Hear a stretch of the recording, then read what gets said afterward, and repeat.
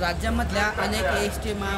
बस स्थानकांना शासनाने electric buses देण्याचा निर्णय जाहीर केलेला आहे आणि अनेक जिल्ह्यांमध्ये काही ठिकाणी या इलेक्ट्रिक बसेससुद्धा दाखल झालेल्या आहेत। आपण आता जळगावच्या बस स्थानकामध्ये आहोत आणि जळगाव जिल्ह्याच्या बस स्थानकामध्ये सुद्धा काही दिवसांनी या इलेक्ट्रिक बसेस या जळगाव आगाराला असेल किंवा जिल्ह्यातल्या वेगवेगळ्या आगारांना या ठिकाणी या बसेस प्राप्त होणार आहेत आणि त्या संदर्भातली प्रशासनाकडून जी कारवाई आहे ती या ठिकाणी पूर्ण करण्याचं काम सध्या सुरू आहे।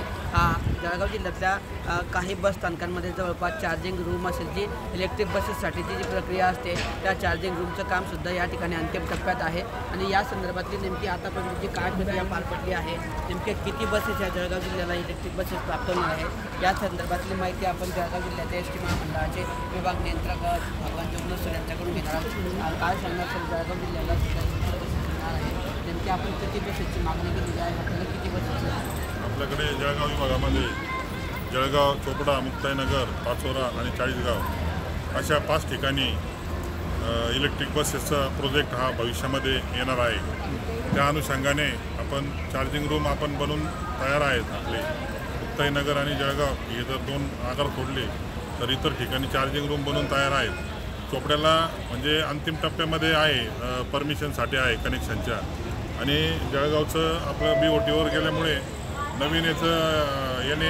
NHAI national highway authority of India यांच्या परमिशनसाठी केबल आपण आणलेले आहे आणि त्या परमिशनसाठी आपण पत्र दिलेलं आहे। ते परमिशन मिळाल्यानंतर ते देखील चार्जिंग स्टेशन हे चालू होईल आपलं।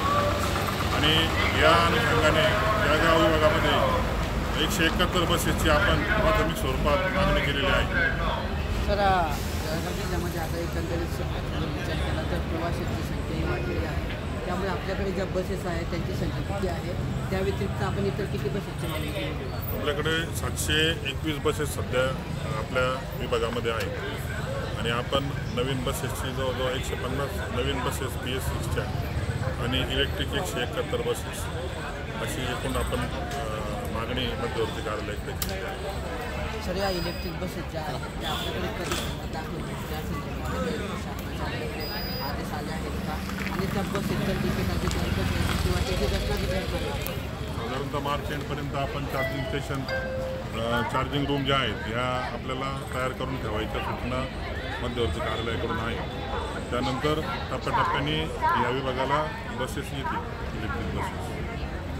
तर हे होते आपल्यासोबत भगवान जोगनेश्वर, त्यांनी सांगितलं आहे की जळगाव जिल्ह्यामध्ये जवळपास 171 इलेक्ट्रिक बसेसची मागणी केलेली आहे आणि टप्प्याटप्प्याने या बसेस दाखल होतील।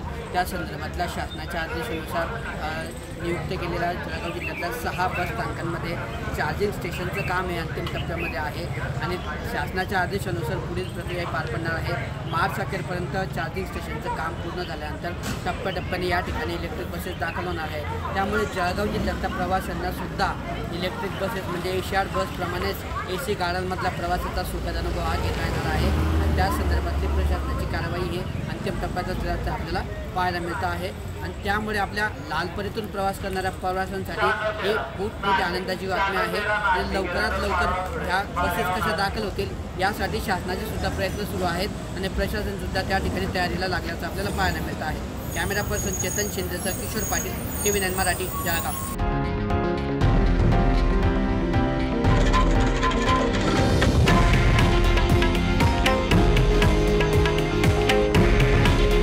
हे आहे देशातील नंबर 1 न्यूज नेटवर्क आणि आपण पाहत आहात TV9 मराठी। काळजी तुमची, हित महाराष्ट्राचं।